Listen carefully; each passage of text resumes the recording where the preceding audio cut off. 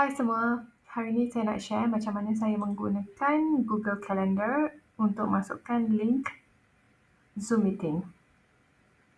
Saya sekarang berada dalam Google account, iaitu akaun saya, asmamurtaza@gmail.com. Saya akan select Google Apps, Calendar. Saya juga akan buka pengesahan pendaftaran yang mengandungi link Zoom. Saya cuma copy dan saya masukkan ke dalam tarikh. Untuk training saya gunakan 13 hari bulan Mei. Masukkan title.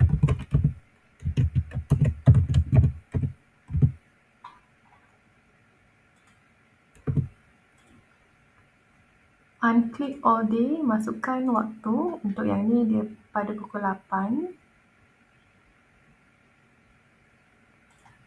hingga 10.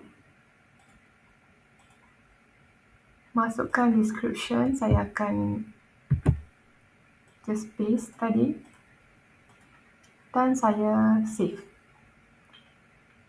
Kalau tengok kat sini dah ada 10 minit before dia akan bunyi alarm. Saya boleh buka dan saya just klik dan masuk Zoom meeting.